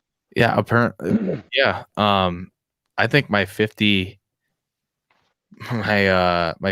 card is a 2017 Topps Chrome Moncada Gold Refractor PSA 10 non-auto, $50. I think that's my purchase. I had the Scherzer PSA 9 rookie. You can't go wrong with that. Yeah. $100 card. I had the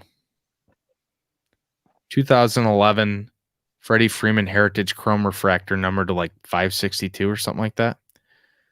I think that's a great purchase. And a 9, right?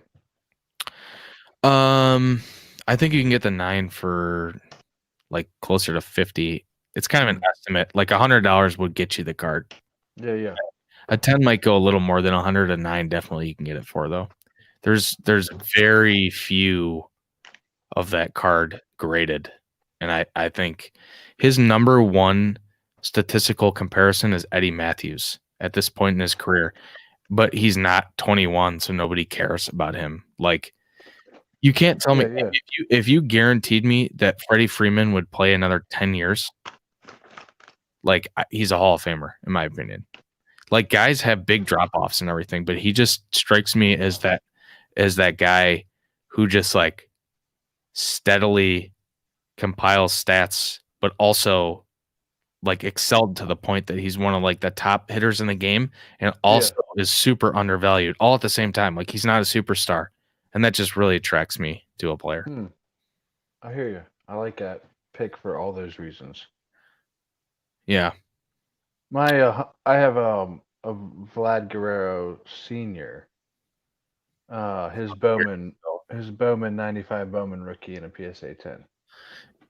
For how much? That's 100? Maybe a little under. Nice. Yeah, I don't have that or the Bowman's best.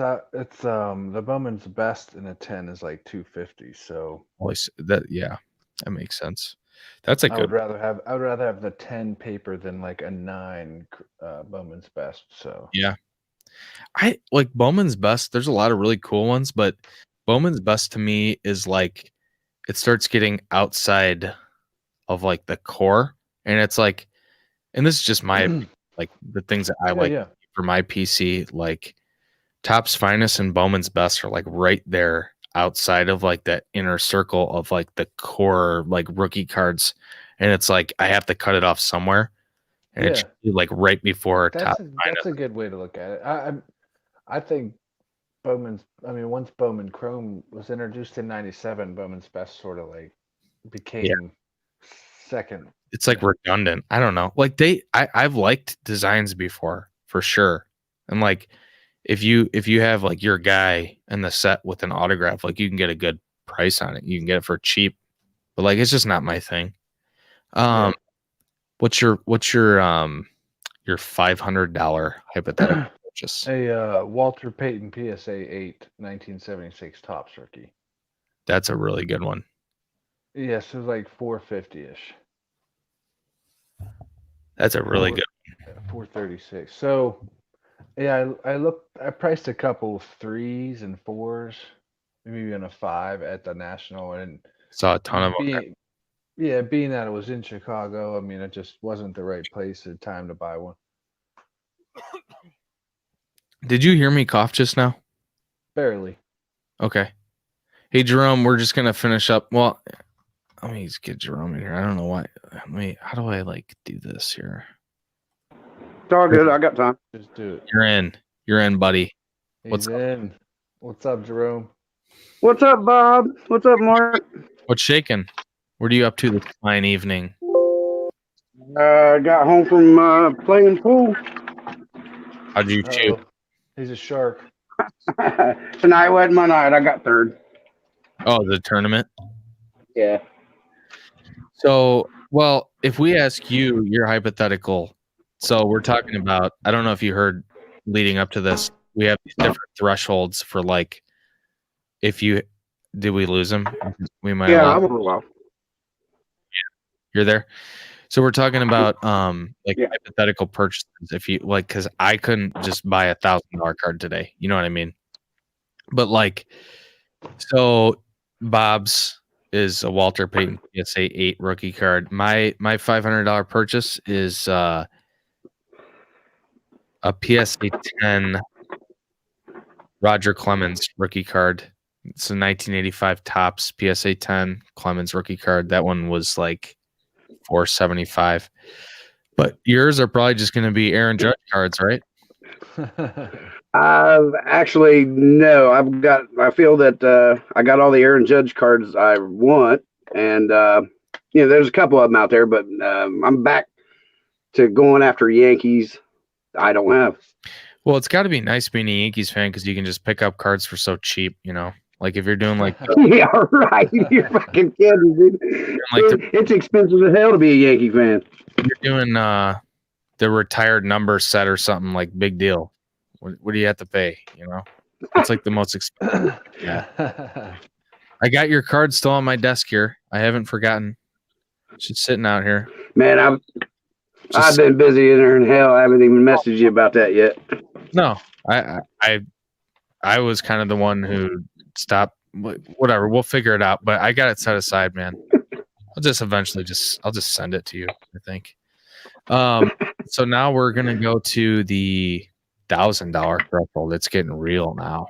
It's getting real. Yeah, man. So I want to hear your hypothetical $1,000 that you're spending. For me, that was the no-brainer. That's a Trout rookie. Why? There's fucking oodles of them out there. I don't have one. I want one. I just feel like that's a card for. Yeah, I hear all that. I'm with Jerome. There's no way a base Topps rookie card should be $1,000, but for some reason that one is, and it's not coming down. I don't know. I'm with Jerome on it. Like at a certain point, I mean, it's not like I would never root for cards that come down in value. Like I think it's a good story. I think it leads the hobby. It's like led the whole hobby. I think maybe not necessarily to the most healthy place. I think it's maybe a little bit out of control, but like you can't tell me the hobby's not strong if a base Topps rookie card is over $1,000. You know what I mean? But like there's just so many of them. Like I think if I was gonna buy one, I would either buy a 9 or I would just pony up and buy like a gold 9 or something like that. I don't know if I'll buy a 10.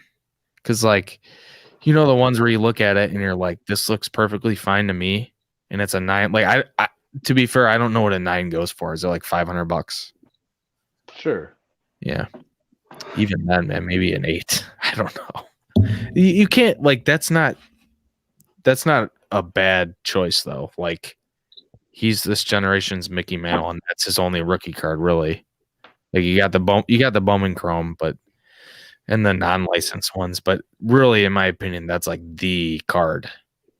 You know what I Did mean? you ever watch that video that Phil posted in one of his videos? The link to like it was one of the breakers early on in like 2011 when they opened up a Trout. And they just didn't even care about it. It was like a Trout gold autograph out of like Bowman Chrome, and they didn't. It was just like I think I heard of this guy, and that's crazy. That card today. Yeah, Tens of thousands. Bottom line is to me, you buy what you want. If you want a Trout rookie, yeah, that's fine. But to me, I mean, I like rare shit. Rare shit makes me hard. Yeah. When there's not that many of them out there. So how do you cut when you find like one of those rare cut cards? Like, how do you even know it's legit? Like, are you basing it like do you have like a checklist of all the known stuff that's out there and you kind of work from that, or? No, I got a list of I made a journal into like an alphabetical order of who I have, and I'm pretty when I come across rare shit, I know if I got it or not, but like some of the common stuff, I got to check the list. How often is it? How long does it go in between you seeing things that just make you say, "Wow"? Oh, dude, I see wow shit all the time. I mean, but like something I've never seen before, like something you've never seen before. Oh, yeah. I mean, yeah, I've seen a lot of stuff. No, I don't know a ton. Eventually, you got to run out of. You run out of things to like uncover. Right. I don't know. I ain't never really thought about that. Like how often I see shit I don't, ain't never seen. But because somebody said recently in a video you're trying to get a card or something from every Yankee player that something exists for that person, right? Right. And some of the older players, I have to go with the newer. It's not a reprint, but basically it's a reprint. Yeah, just an old dude on a new product. Yeah. Right. I had to do that with a Leo DeRocher card. I found a 86. It was autographed, but an 86 Sporting News, because Leo DeRocher, I mean, you knew who he was, right? Tell us. Hall of Fame manager. Okay. Hall of Fame manager. Right. Well, his first 2 years, he played with the Yankees. Ah. So he doesn't have many playing days cards. So you're saying? One that I know of. It's a 4-in-1 with Ruth and Gehrig on it. Oh. Last one I seen was $3,000. Yeah. Yep. That was for like a 1. 1980s card. It is. Do you get into that? Do you get into like the food and beverage regional stuff too? For oddball the better, and I'm not worried about value, but I like oddball rare shit. Yeah, the Wiener cards, as Dave Blue Jacket 66. The Wiener card. Jerome, how much of your collection did you have before you set up like that wall? Like, did you set it up and then add to it, or did you have all the stuff and then built something for your stuff? Well, basically, I had the setup and I had my arm wrestling display. Oh, okay. Right, and when I decided that I wanted to, switch it over to cards, wife was bitching about dusting my trophies, and I was like, well, hell, take them to the garage. I don't give a shit about them. And yeah, I like to put cards out there anyway. So I started back collecting, and I just wanted one good card of every Yankee player ever, because I didn't want to have a closet full of boxes of cards. And I like how you say that casually. I just wanted one player of every Yankees player ever. Right. Well, instead of having, I had a vacuum cleaner box of cards, 50,000 or whatever the hell it is. And I mean, the son of a bitch was so heavy, and have to move it every once in a while. I was like, damn. Yeah, I'm with you on that too. I was talking to Bob about that earlier. I don't even know if it was on stream or not. Just talking about how I like to just kind of keep things not, because it's so easy in this hobby to like get out of control. Then all of a sudden you just have so much stuff. Accumulate. And like when I found Yeah. my cards from my childhood, I'm 33, so anybody my age, like just the other day at work, somebody was like, "Oh, I just found some cards," and I'm like a dick about it, but I'm like, just a heads up, they're probably not worth anything because everyone's like, "Oh," because everyone's like, I got some cards for you. I'll bring them to you. No, just I found my cards. Like, what should I look for to see if they're worth anything? I'm like, when was the last time you bought cards? Like, I don't know, 95. I'm like, yeah, they're probably worth nothing. Just a heads up. Yep. Yeah. So what was did we get to the $1,000 one yet? Not you guys. I don't know, $1,000, the 2017 Heritage red ink autograph or regular autograph of Judge. Yeah. The action photo. That's a good one. How about you, Yeah. Bob? I said mine, remember? The trout. That's when things organically were derailed, like in a good way. That's right. Really quick, That's I posted Jesse's question here. I Jesse, didn't see it yet. I absolutely hate it. I try to be open-minded about stuff. I hate the 2020 Topps design. Like, Can you pop it up? I'll pull it up. It's very possible that I'll come to not hate it, and I feel like I'm not like a hater about stuff, but I really don't like it. I don't know what else to say. I just think it looks bad. I'm not sure I liked 2019 when I first saw it either, Dude, and it grew on me. Dude, 2019 is going to go down as like the best of its era. I'm telling you right now. What were you saying, Jerome? Did Mark tell you about my sale? No. That's what I wanted to come on the show and talk about. Yeah, you have the floor. Tell everybody. It's a good story. What? Well, my 2017 Topps Update Series Aaron Judge autograph.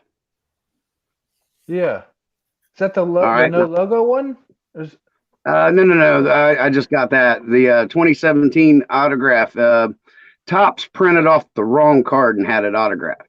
It was supposed to do the Update Series short print or super short print with the bat on the shoulder. Okay. And they printed off the one where the Series 1 short print where he's leaning on the rail, but it was inserted in Update Series. That's the card that they printed off. Well, when I sent it to PSA and it came back, it said Update Series error, and I had to figure out what the error was and all that bullshit. But anyway, I had two of them, and I end up selling one, the BGS graded one on eBay, $2,000. Wow. Kaboom. And I really think it's worth, more. I mean, it don't really matter to me. I mean, I put a price on it, 2,000. It was like, fuck it, I'll keep it than to give it away. You know what I mean? 2,000 right. bottom dollar. Yeah, and it sold, and I was like, wow, okay. I got the rainbow up on eBay right now as we speak. Yeah. You think it'll? Yeah.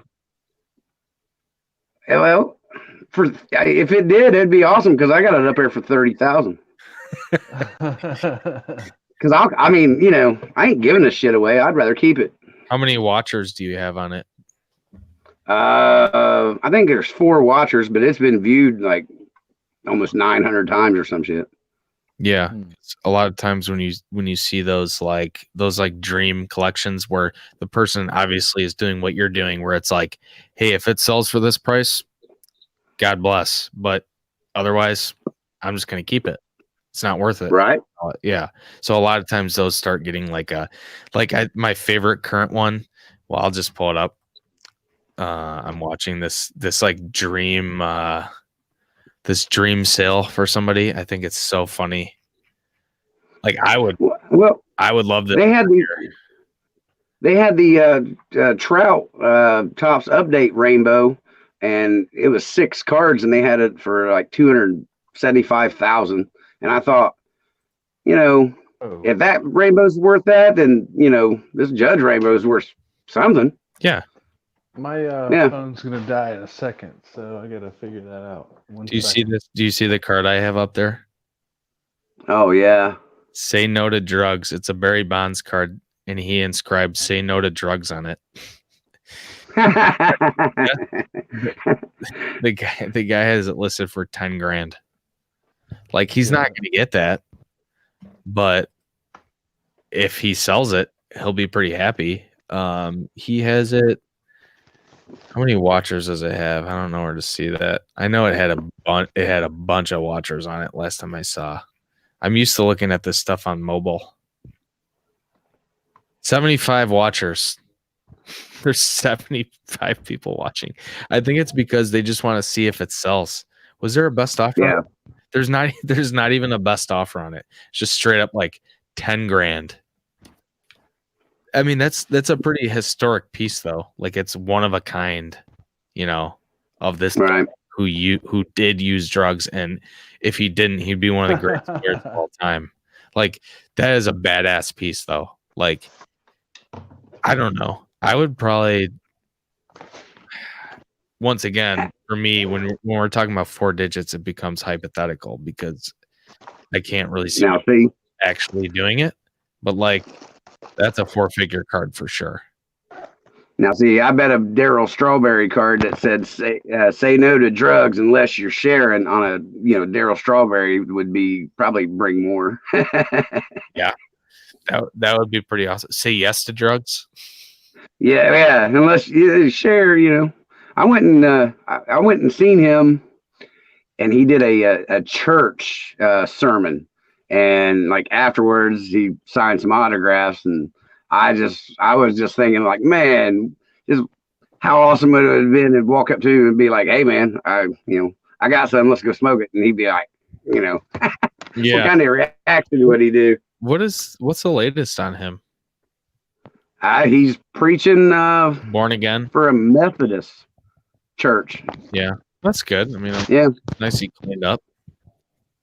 Yeah. What do you think about? What do you guys think about the 2020 design? I mean, pretend like I never said anything. I didn't care for 2019 design all that much. Now I really like the 2018 design. That's a nice one. 2018. Oh, the water slide one. Kind of like the swoosh at the bottom. Man, I think the 2019 design is going to be, especially for the parallels, is just like it's going to age really well, man. And especially that's true, but I just didn't think there was that much color like in the 2018.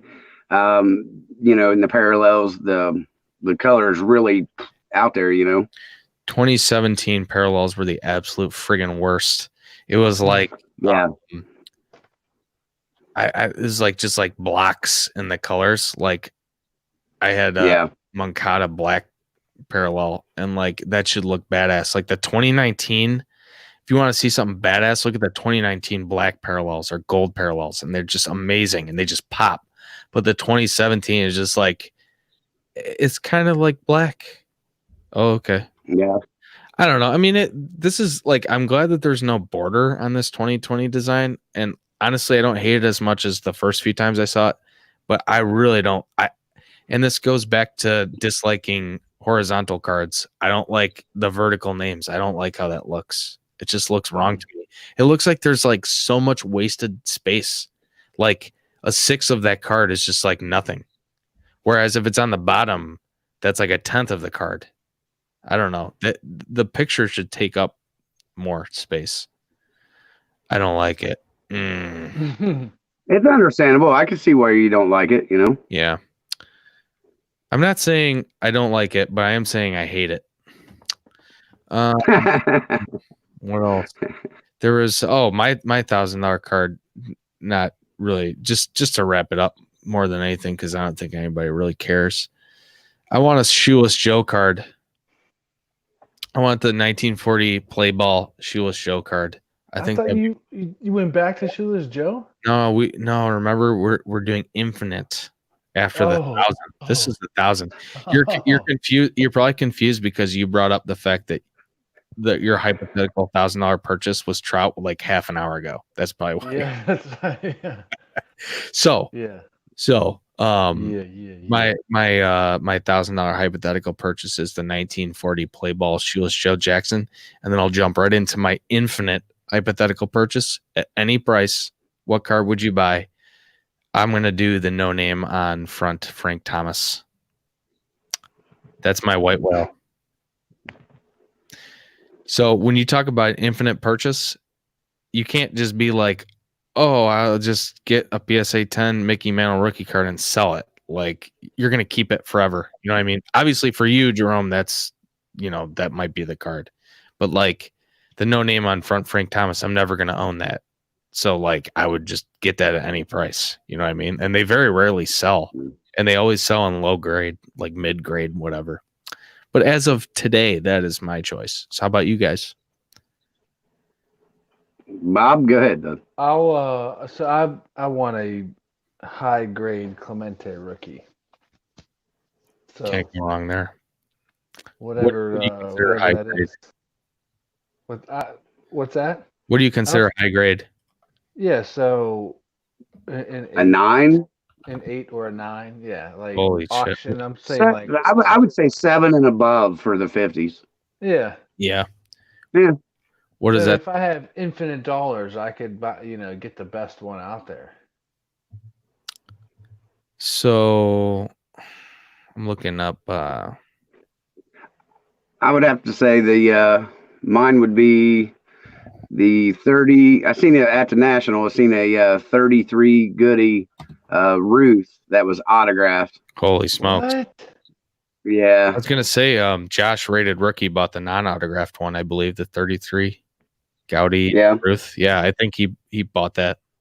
Is that right? There's like 3 different ones. Yeah. What year was 4? Rookie? 4? Yeah. What year was Clemente's rookie, Bob? 55. 55. I want to see horizontal card. I hate that set. I did say that for the vintage cards it's more acceptable. I just want to see the last PS9 what it sold for. I want that Koufax card too, man. Yeah, that's a big set with those two. They're like a little oversized too. I think it was like wasn't until 57 that they had the standard size, right? Yep. There's only 11 PSA 9s and 1 PSA 10. But if you're talking if you're talking infinite, that's a good one. I wanted to see, for some reason it's not showing me. There we go. Bobby Clemente.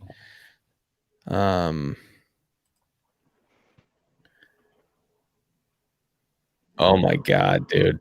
The PSA 10. The PSA 10 sold in 2012 for $433,000.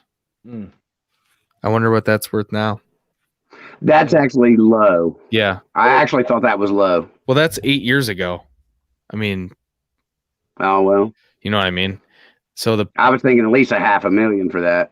The PSA 9 last sold in July of 2018, 264K. Okay. You can get an 8 for 40 grand.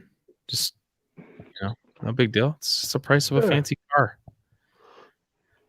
Should we play the phone calls or no? We got a couple of phone calls. I haven't listened to them yet. Yeah, let's do that. Yeah. All right. So we're gonna play our phone segment. Is this like fan mail? I guess. I don't know. We'll find. Maybe it's hate mail. Maybe it's a debt collector. I don't know. Is this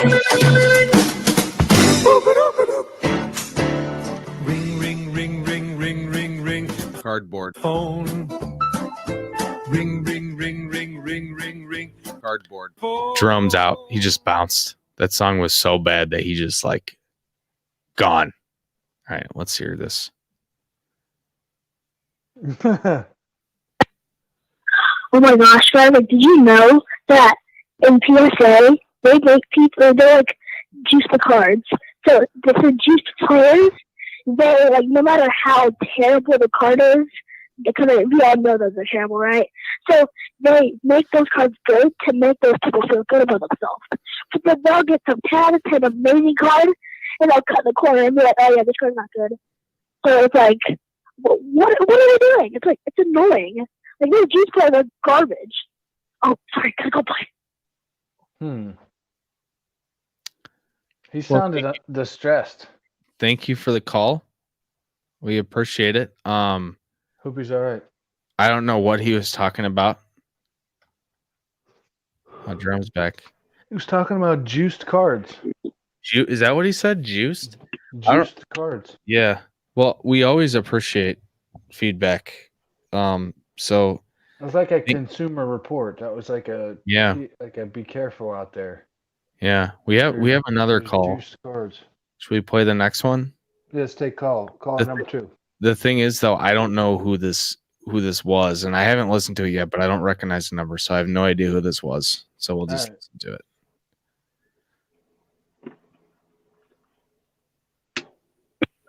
You know, this whole Hall of Fame thing is getting ridiculous. We got a girl getting in because she's a girl. That's the only reason. We got another guy who's only done like 3 videos of the entire year, and he's getting votes. You have another guy who's a complete jagoff from Pittsburgh, who's a complete scumbag, who takes advantage of others. People actually voting for that guy. Can you believe it? Can you believe there's people voting for the guy who literally takes advantage of others in this community? We got another guy. He has awesome collection, but he doesn't do any community, any time with anybody else. He doesn't spend any time with nobody, taking care of other people's channels, shouting them out. He just wants to give everybody to come to his channel. This guy's in there. No one has even heard of this guy until this year. All of a sudden, everybody's falling over themselves talking about his collection. We got a bunch of people who are ridiculous. I don't even know. I'm so just emotional right now. I'm so overclipped. I can't even understand what's going on. But we got a bunch of people here who have their heads so far up, like baseball collectors' butt, you can't even straight. Okay. Thank you for the call. Was he? I feel like I've heard that. I feel like I've heard that guy before too. But he sounds like vaguely familiar, but I just can't put my finger on it. I don't know. Was he talking about you, Bob, when he said something about Pittsburgh? He said Jagoff from Pittsburgh. Well, that could be anybody. I mean, there are a lot of. Maybe he's talking about jabs. Yeah, I like that. Let's go with that. You don't know that for sure. He definitely had a strong opinion about the YouTube Hall of Fame. It seemed like, I don't know. Why? You know what? Who gives a shit? You know what I mean? I really don't. This ain't my life. I mean, I like ball cards and all, but my life is shooting pool, making money. And I like showing my ball cards. I ain't taking the time to learn editing and shit like that. I mean, it ain't with me now, but fuck, I still carry a flip phone, man. Well, that's cool. Well, I think that's something about the community. At the end of the day, like, it doesn't matter. You could have somebody spending a bunch of time editing, whatever. You can have somebody spending no time editing. At the end of the day, like, it's all about connecting with people. And like, if you're putting out good stuff, the people that you're meant to connect with will come. As long as you keep right. That, you know what I mean? Right. I mean, I watch a lot of YouTube on my PlayStation on the living room TV, because on the other side of my living room, I have a pool table. And, you know, I can't just sit down and watch on my flip phone or my, smartphone here, and which I don't use as a phone. I just use it for YouTube, eBay, and, and yeah, so I can't comment on every video or whatever, and PlayStation don't let you comment. And so, I mean, I watch a lot of videos, but I don't leave a lot of comments. But I'm watching, and I'll watch for hours and hours on ball cards or, different shit but I'm walking around the pool table when I'm doing it, you know? Yeah. So That's the best when you have it on in the background. Huh? That's the best when you have it on in the background. Like I'll listen to like Eric, those back pages. He has like the longer videos that I like. Yeah. You know, if I'm driving or something, or if I'm shaving, like I'll put on one of his videos. Just the type of videos that you don't have to watch all the Dude, time. how long does it take you to shave, man? I do wet shaving, so it takes longer. Like I whip up the lather and do 3 passes. So Forge your own blades. no. Yeah, you know what's funny is wet shaving. There is a big community on YouTube of guys that like review razors, the blades, the soaps, the aftershaves, all that stuff. Like it's interesting, whatever. Like because some of that stuff is not cheap, and it's nice to see like what somebody who knows what they're talking about says. I see you guys shaking your heads, but we all have baseball card channels. Like, what do you think they would say if they found out that there's baseball card channels? So anyway, it's funny because these guys, which of the two communities do you think has a bigger following? Like guys talking about soap or baseball cards? Manscaping. People love that review shit, and I just, you know, it's like my son streams video games. It's not all just reviews. Well, yeah, right, but I don't know, why would you want to watch other people video game? You know, like you're watching them play live, and okay. That's not even the future. That's like the present. These guys are making millions of dollars streaming. These are like they're like professional athletes. I'm personally with you. Like I wouldn't enjoy that, but younger people are into that. You know what I mean? But young people are proven not to be very smart. So, well, I know I was pretty dumb. I was even dumber than I am now.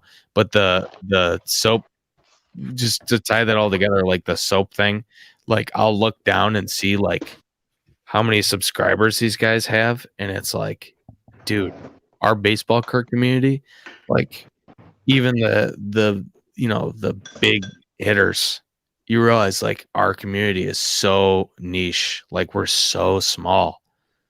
It's crazy. Like it doesn't make any sense to us because like we think baseball cards are like such a big deal and like so many people like baseball, and but it's at the end of the day, like I mean, even if you have, you know, a few hundred subscribers, like that's pretty cool. Like that's, you know, that's more than I would have asked for when I started, you know. It's pretty cool. Well, I was maybe 3 years ago. That's when I don't know. I just looked up baseball cards on YouTube, and holy shit, you know. So that's how I got started. But it just wasn't something I would thought of, you know, to look up. You know, when I would watch YouTube, I watched, you know, either funny shit or actually what I watch most of the time, like big time billiard tournaments. Do they live stream those? Oh yeah, some of them. Because I remember I was at some like sketchy bar, and I saw they had a black and white TV, and it looked like a security cam of guys playing pool. And I asked the bartender, like, what is that? And he's like, oh, that's like a big dollar game, whatever. It's a closed circuit. Like, I don't know. It's like some like underground TV network for like bar billiards or whatever. And yeah, every now and then you see something where you're like, there's this whole other world out there that I have no idea. Bob's commenting that he wants to go to bed. I don't say I want to. I have to. I gotta drive to Virginia in the morning. No, dude, that's fine. I'm pretty sleepy myself. I don't know if you can tell by my voice, but I've been kind of crashing. I had fun though. We just hit 2 hours. That was a lot. That was like an hour and a half longer than I was expecting. That the hole in Bob's roof is actually a green screen. We're just messing around, just like for the ambiance. Yeah. Next time we might have a demon pop out of it, like upside Good down. for the acoustics. Yeah, it is good. John John said later, guys. Later, This is John. your show too, Bob. You can't Bye, leave. John. Jesse, Yeah. don't worry. The show will not go on without Bob. You know I can't carry it. Jesse's like really concerned that Bob's gonna leave and the I show's. mean, what's the if I did what he's left with is above par. So That's right. We don't want to be far. Jerome, thanks for hopping on, dude. yeah, That was man. fun. Jerome, thanks, Yeah. dude. Thanks for having me, guys. I love the podcast. Right, that's awesome. I mean, the yeah. conversation. Everybody subscribe. Oh, that's not it. Everybody subscribe to the Cardboard Podcast. I don't have the link. It's somewhere above here. I just want to post it one more time. We need more people subscribed. Jesse Yeah, I said we're up to subbed 30 it over already. there, man. Just everybody just like do that. I don't know how to like whatever. Guys, it's been real. It's been real. I'm gonna go night. Jerome, Bob. Later, guys. See you dudes. Bye, guys. Bye, Card family.